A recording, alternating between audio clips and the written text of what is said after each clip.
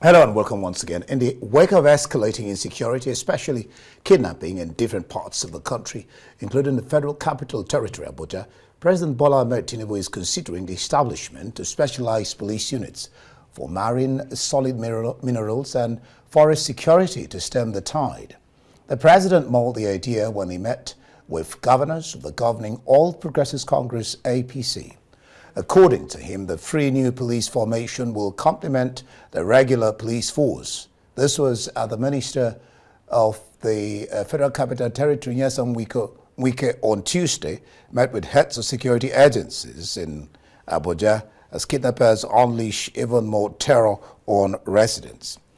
On January 5, gunmen raided a community in Buhari Area Council of Abuja and abducted scores of people, including a family of 6 sisters. Last Sunday, the kidnappers killed Nabieha, one of the 6 sisters, purportedly as a warning to the family for failing to pay the ransom of 60 million naira. There has been several other cases of kidnapping in the capital and across the country in the last 1 week, raising serious fears. A cheering news, however, has it that the Nigerian army in the week rescued some kidnapped victims, including a customs officer in Abuja. Well, to help us make sense of the security situation in the country, we have joining us in the studio political scientist, Professor Femi Olufunmilade. He is currently the director, Buratai Center for Contemporary Security Affairs, Igbinedion University, Okada, Edo State. We also have joining us, also in the studio, a conflict analyst, Abba, Kaka. And in our outside studio is public affairs analyst, Chibuzo. Gentlemen, you're welcome to the program. Thank you. Thank you. All right. A massive explosion has rocked Nigeria's largest city. We're talking about, Ibadan. I mean, there was this explosion in Ibadan. But let's kick off, first of all, talking about the insecurity in the nation. I'll start off with you gentlemen in the studio. Then I'll go to Chibuzo in the offsite studio. I just gathered a while ago, let me start off with you, a while ago, retired generals came together and released an advice, to the Commander-in-Chief of the Federal Republic of Nigeria, the President, Bola Ahmed Tinubu. They said, no president, no Commander-in-Chief has given direct, definitive order to deal with terrorists or bandits decisively. I mean, I'm going to break, this is one. Second thing they said is that no timeline to get things done. Thirdly, no consequences for failure to get them done. Let me start with you. What do you make of this comment from the retired generals? This was particularly from an retired Air Force officer.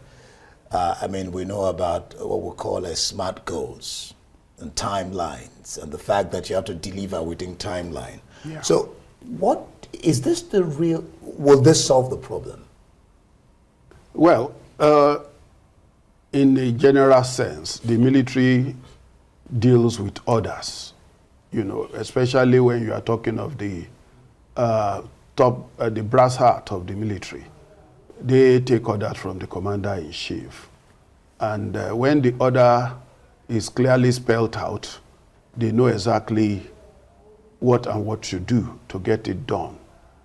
But when you have a blanket kind of order that says put an end to banditry or put an end to terrorism without your goal being clearly spelled out, it may be nebulous. But having said that, I don't think it's altogether correct.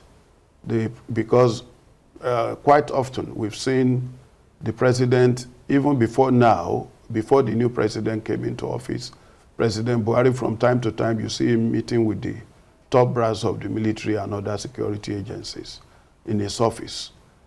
Most times we are not told what he told them, but we will be given some hints that it's about insurgency, etc. And President Bola Ahmed Tinubu has followed the same trajectory. In terms of giving timeline, if you give timeline, it's based on the presumption that you believe they have all the wherewithal to tackle what you want them to do. And if they don't meet up with the timeline, it can be a blow to you and maybe a blow to them. So you have to be very careful when you are not too certain that you have given them all that it takes to deal with the problem at hand. But there is one aspect of his comment that I think I align with. You recall that under President Muhammadu Buhari, there was an agitation across the country for him to change service chiefs and all the rest of that. That took quite a long time. It took quite a long time. In the case of President Bola Ahmed Tinubu, I want to use the Plateau case as an example. Most Nigerians, and including those knowledgeable in military affairs and security practitioners, disagree seriously with the way that instance was handled. I'm talking of the Christmas Eve attack and its ricocheting effect, the time it took, and the shoddy response, if there was any response at all.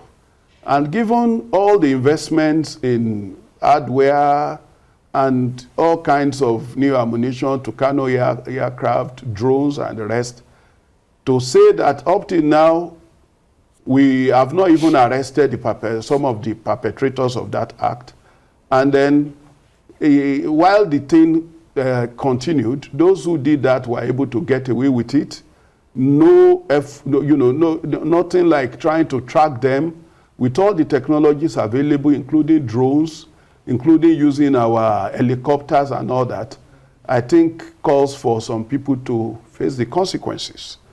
Who are the officers in that sector? And I'm not talking about the military alone, including the police, including the Secret Service. There must be consequences. Some people need to be, because a lot of people are insinuating insider collaboration, that how could this have happened? Killing over 200 people, destroying these strings of communities, and then you have some of the victims saying it openly on TV that they recognize some of those who attacked them, they know their names, and then we don't know whether they have been debriefed. So I expect the president and commander-in-chief to get some people suspended or to get them interrogated from top to bottom. Because if there is insider collaboration, it is such action that will put everyone on their toes. I agree with him on that. But in terms of giving timelines, there are wars that are declared. You think it will be a war of what Chairman Mao called war of quick decision, and it becomes a protracted war. A war is something that is affected by a variety of factors, both internal factors and external or exterior factors. So, but you can, of course, give clear orders. That one is just commonsensical, that you tell them, look, for instance, the president can give an order now that the perpetrators of this Plateau genocide should be arrested and made to face justice before the end of January. That's exactly why you seem to be agreeing with the general. Yeah, in that aspect, there should be clear orders and there should be consequences for failure to deliver, especially in a suspect scenario like the Plateau experience. And Plateau typifies other experiences here and there. Because how can this country, with all the infrastructure that we have, you will have Nigerians being slaughtered in their dozens, and then you cannot hear of anybody being arrested and being made to face justice? Now that's the painful aspect of it. I mean, let's even bring it, still on the same matter, let's bring it to the FCT. The kidnappers are asking for 60 million. They released the father of the 6 sisters. They've killed one. I mean, we watch films. We see what happens all over the world. There's something like infiltration. There's something like marking the money when you pay so that you can track them. What's your idea of the fact that nobody seems to get, well, recently Chinaza Phillips was arrested by the police here in Abuja, and they've been handed over to the police by the army, they've handed over to the police. Yes. What do you make of what the retired general said, and the fact that we don't get to hear, you know, apart from skirmishes here, we don't get to hear that people are arrested, people are prosecuted? Thank you for having me here. Actually, first I would like to send my condolences to the family of this six, Alhaji Mansour, I think his name, for the 6 daughters that they kidnapped, and one was killed, and the Ibadan explosion victims. Yeah.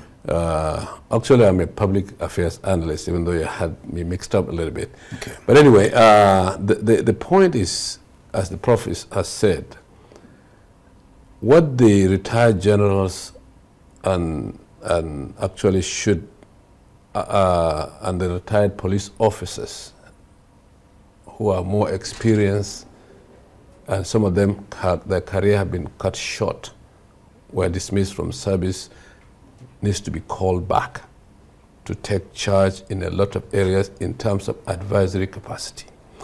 Second, you know, the intelligence gathering capacity of our security forces are really lacking. Since this thing started, the kidnappings, only one person was arrested. This is Chibuzo somebody. Chibuzo Phillips. Whoever his name is. And Chinaza Phillips. Okay, it couldn't be one person doing all these things. You know, what with all these investments that we have in security equipments, billions and billions of naira were, you know, voted. Common tracking devices, you know, in this Niger, they can track you within 20 minutes of a crime committed if you are using your telephone. And these guys are bold enough to be using their telephones openly, killing an individual, this girl. In fact, they gave the numbers of the people because they called them. Yes, they called them. And they gave the numbers. So yes, and it's just embarrassing that this is really happening.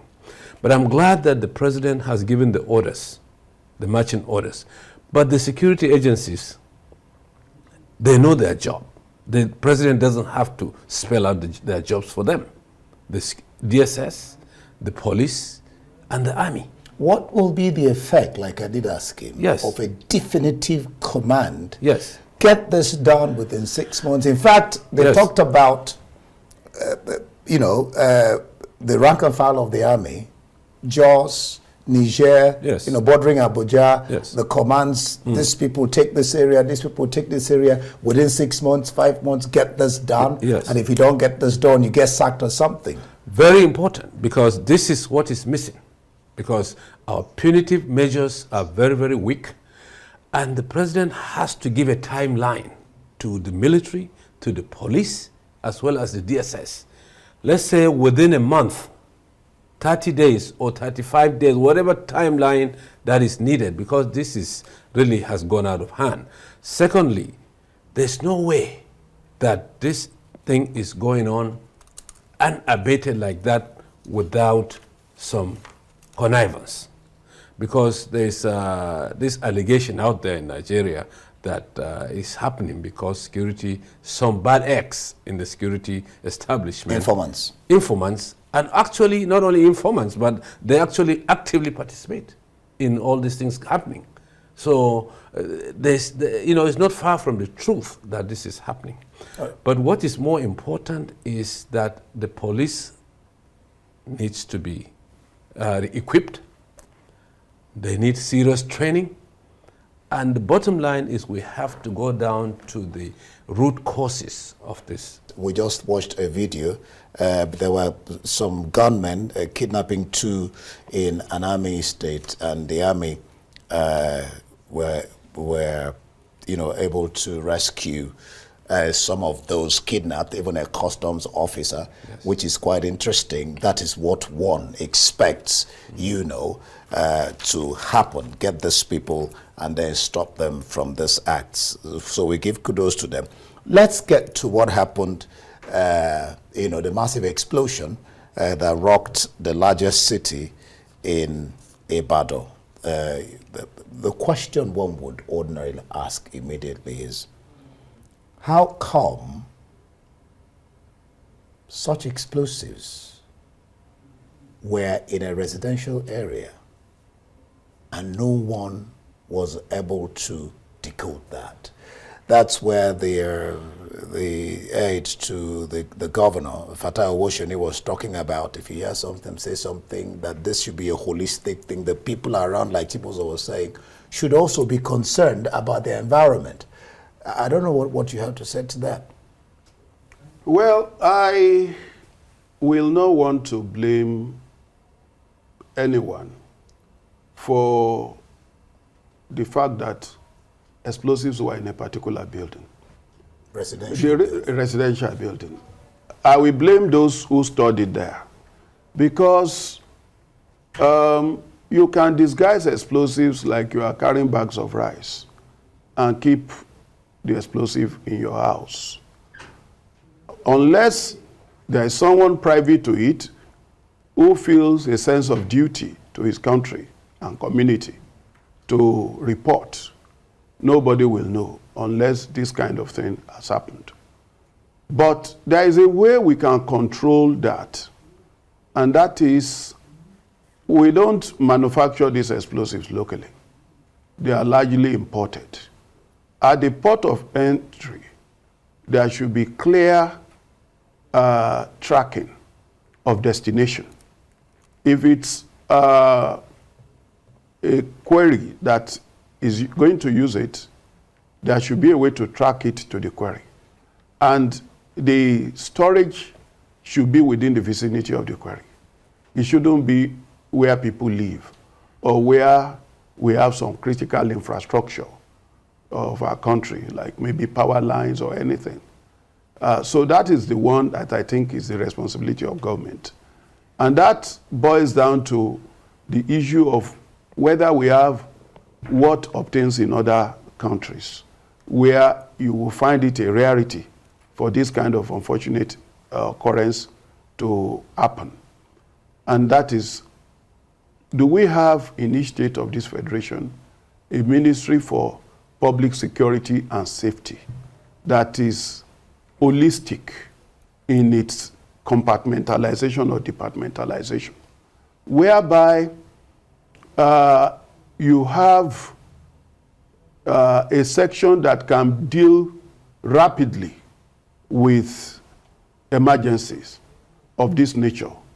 Those that can undo fire, those that can undo explosion, those that can undo flood, those that can undo building collapse, and the rest of that. All those things come under public safety. Public security has to do with the issue of banditry, kidnapping, and the rest. They should have a ministry that is with staff that are well trained and well equipped. For instance, before we started getting the area shots of the vicinity of the explosion in Ibadan, it was the next morning. Whereas that night, it should have been possible for us to have area shots using helicopters or drones.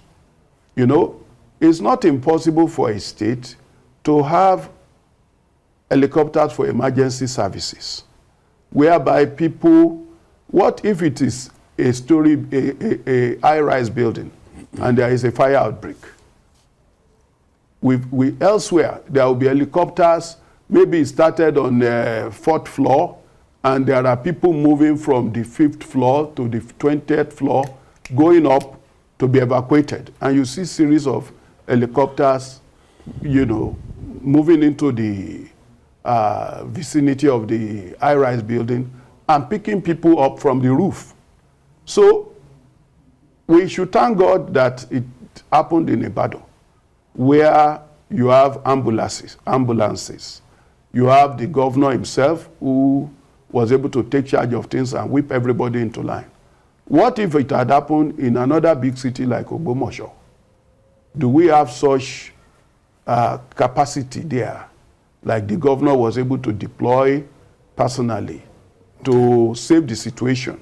Not to talk of places like Okeogun, in towns like Iseyin, Igboho.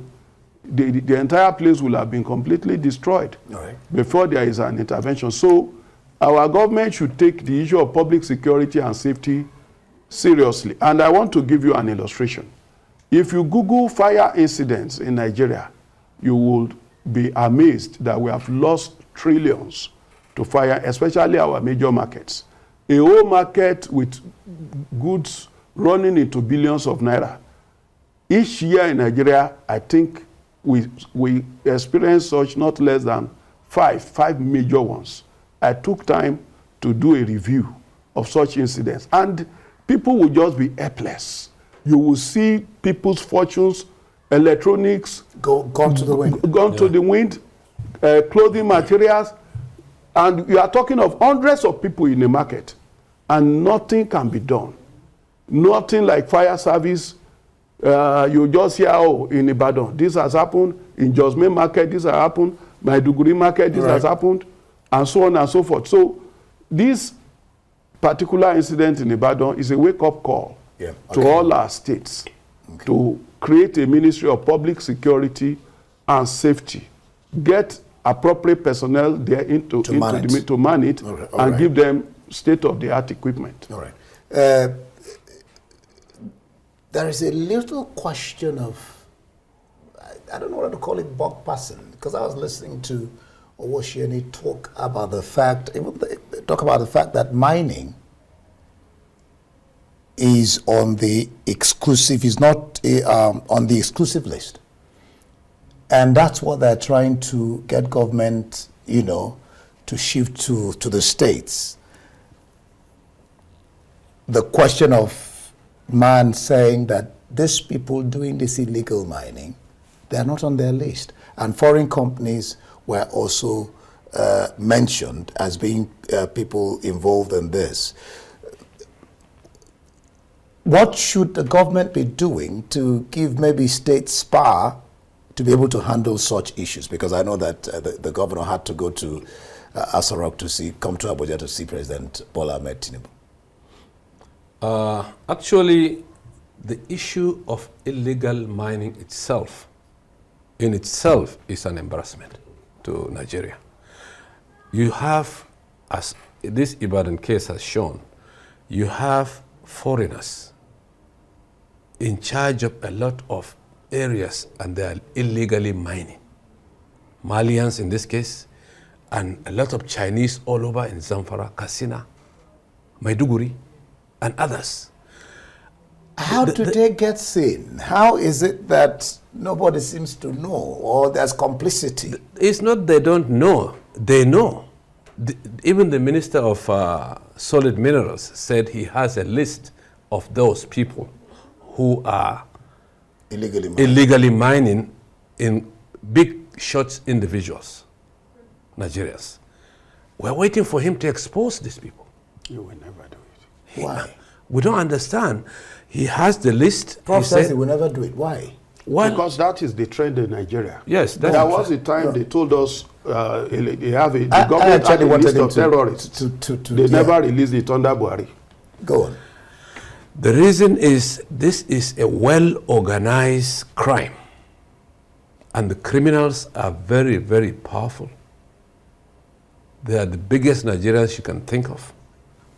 And they are probably more powerful in their groups than the government itself. Probably is one reason why. Otherwise, our laws governing these explosives itself is very, very weak. And you have, people just mining, different minerals, and Chinese taking out millions of dollars worth of. From our country. In our country. All right, I still have Prof with me, Abba, Kaka, and of course Chibuzo in the offside. But the Supreme Court has upheld the elections of 6 governors. Those who have their elections upheld are Dapo Abiodun of Ogun State, Abdullahi Sule of Nasarawa State, Sheriff Oberewori of Delta State, Inuwa Yahaya of Gombe State, Nasir Idris of Kebbi, and Obasani of Kaduna State. The judgments bring to 14 the total number of such appeals determined by the Apex Court in the space of 2 weeks. All right, let me bring in the prof again. Interesting. In all these cases, there's one common denominator, and that is the fact that the Apex Court has returned all the governors that won the elections back to their seats. Is the Apex Court playing safe? Is the appeal, the tribunal, the judges there, is it that they don't know what they're doing? What is your interpretation of this latest judgments? Well, you know, I'm not a lawyer, but there is a common saying among lawyers that the law is an ass. So the moment a case goes to court, you should prepare your mind that the outcome will either be head or tail. Of course, there is the court of public opinion also, which doesn't matter in courts. Yes, which doesn't matter in court, where the pros and cons of the case is discussed, and then at the end you see a lot of people insinuating things that might have happened, etc., etc. But in as much as we want a society governed by law, by the rule of law, once a case goes to the court and judgment is pronounced, and there is no room for further appeal, we should take it in good faith that justice has been served. However, it is rather distasteful and disheartening that most of elections end up being decided by the courts. And then that's why some people are talking of courtocracy replacing democracy in Nigeria. I think we need to do a lot to have what I would call credible elections. If you have credible elections, the recourse to the courts will be minimal. You think so? With the politicians we have? If you have, seem not to want to accept. Let me say this: if you have, we're in the age of technology. If you are able to remove the human element in our elections to the barest minimum, so that technology goes a long way in deciding things beyond anybody's influence, nobody will want to go and waste his money in court. That is just what we need to do. So going forward, we need to clamor for further electoral reforms. What we thought was going to be sacrosanct, the use of the IRF, we saw what happened. I think that needed to be interrogated. The glitch that they said led to the problem of uploading presidential election results, whereas the National Assembly election results, the IRF worked, and both elections were conducted on the same date. That is what has given the President Tinubu administration a huge credibility gap.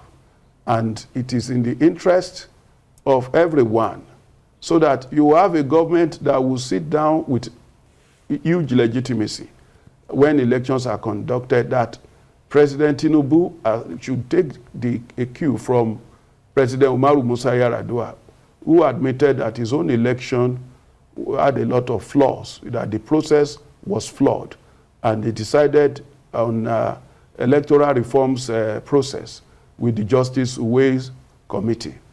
Some of the recommendations of that committee should be looked into by President Tinubu, like electoral offenses tribunal should be created specially, so that those who indulge in falsifying figures, causing glitches, snatching votes, killing people, muzzling people from voting, because they thought, so that they can be dealt with squarely and removed from the scene.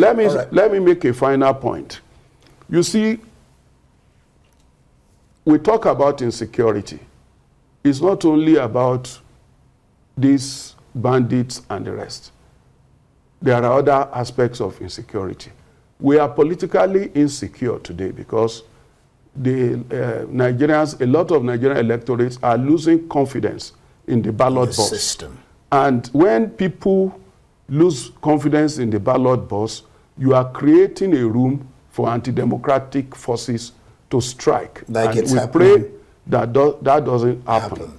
Well, after the court judgment, there's a protest in Nasarawa State. People are gathering and protesting because they felt that their own man Ombugadu. But this is the apex court, and this is the ruling and that's the final bus stop. So there's nothing else you can do. How do we? Is it a question of the people managing the system, or the system? Because some have said it's not the system, it's the players. He talked about getting an electoral system correct, so you minimize people going to court. And then the question of being able to deal with court issues long before the governors can take their position, or they can be sworn in, or the president can be sworn in. Yes. I mean that should also help. Indeed. Actually, the judgments we have seen so far from the Supreme Court has shown that the Supreme Court has started to redeem the image of the judiciary, especially in the case of Kano, Plateau, Zamfara, especially those cases. If it was the other way around now, we are not here going to be talking about banditry or kidnapping, because the country would have been in anarchy. They have saved Nigeria a lot, because now it's like you go to vote, and at the end of the day, it's not your vote being determined by the ballot box. It's being determined at the courts. Let me give you one example of something striking that happened like 18 years ago in the United States. John Kerry, when he ran against George W. Bush. I remember that election. Remember the Florida case? There was clear rigging in Florida, but they assembled. That was Al Gore. Al Gore, sorry. Al Gore. And no, but I was talking about the John Kerry one. Oh, okay. Yeah. When he came up with a lot of lawyers, 50 to 60 best lawyers in America were assembled for him to go to court. He said, no. When he came, he said, you don't win elections in the courts, you win at the ballot boxes. Therefore, he's not going to go to court. But in Nigeria, it's the other way around now. You only win elections in courts. But that has to do with the politicians. That's what is happening. Because he's saying, I'm not going to court, but here, yeah, here is the opposite. So as the Prophet said, the Ways report itself is the best report that we have on our electoral system that was refused to be implemented. And former President Yaradua, of blessed memory, said it all, as he said. But I have confidence that this president, Tinubu, from the way he has been taking decisions so far in the last 3 to 4 months, from the subsidy removal to the margin of the forex, to the humanitarian crisis, the prompt decisions that he's taken, we hope that it will be extended into the electoral system as well.